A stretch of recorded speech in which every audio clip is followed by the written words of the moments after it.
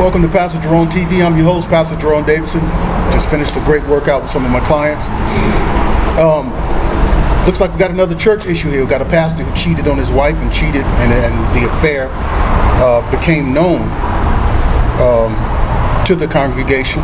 And I'm proud of this congregation. I'm proud of this church. The name of the church is Greater Bellevue Baptist Church out of Macon, Georgia. And they were voting to have the pastor removed and void his contract because of the affair. Now, the affair became known because the pastor was texting a woman in the congregation. He was doing the counseling of a couple, right? And he got the woman's phone number and started texting her. And the husband found out that he was texting her. He took over her phone and set him up and started pretending like he was her and told him to meet him at the house. And he showed up and the guy had a gun. It was just a mess. You know, these people are full of the devil. These people are full of the devil. Now, this pastor here, David Stevens is his name, I think it is, was pretending to be a member of a fraternity. And why would he do something like that? You know, to pretend to be a part of a fraternity, you know, that worships other gods in secret, that makes these secret commitments. The reason why you do that, and the reason why a lot of these people join these frats, is because they take care of each other. You know, they put each other on the circuit, you know, preaching back and forth and do favors for each other because they're frat brothers. They're not brothers in the Lord. You know, the frat stuff tends to take priority over the work of Christ. And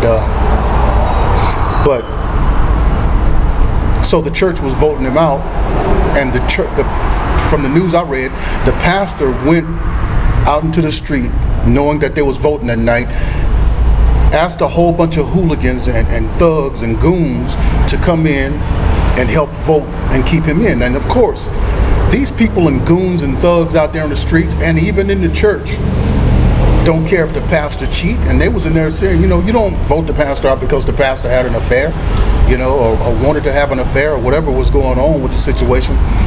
This younger generation, they're used to this kind of stuff. They haven't seen real pastors, you know.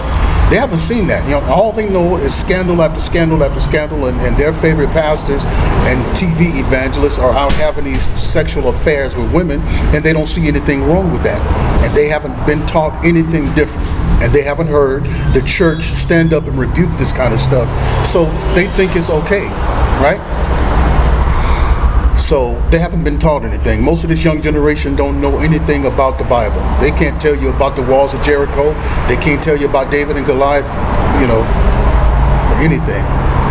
And it's just real sad. Now, I find it very ironic and really funny to me how that, especially in the black church, folks is so mad at Donald Trump for talking about touching a woman's private part. He was talking about touching a woman's private part.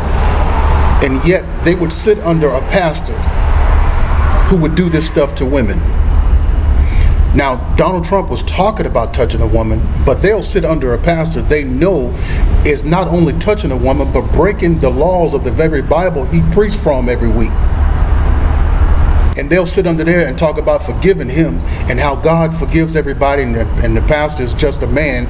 Now, you're asking your president to have greater morals than your pastor? You know, something's wrong with you people. Something's wrong up here. You understand? Something's wrong. Something's going on. I mean, it's the water you guys are drinking or something. But it's strange. It's very strange. The president is not supposed to have more morals and more family values and avoid sin like the pastor should. But you guys are going to give a pastor a pass and not a president. It's just kind of strange. Now, I'm not saying the president should be talking about touching women and all that kind of stuff, but that was years ago.